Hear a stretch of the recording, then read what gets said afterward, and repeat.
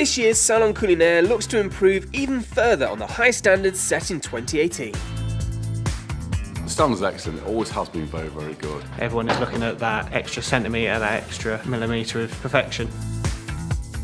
Entrants compete in a wide range of categories.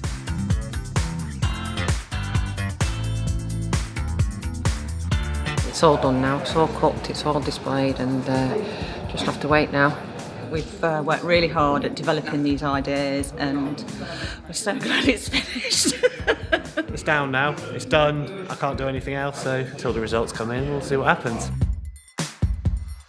Judges provide feedback to all competitors, with everyone keen to learn and develop.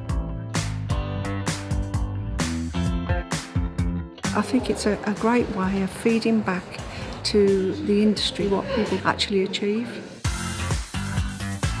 Credit to all the chefs and all the competitors that turn up and produce such an amazing display of food.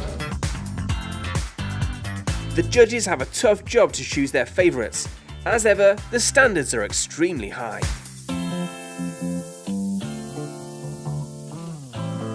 The winner is Rob Eddington.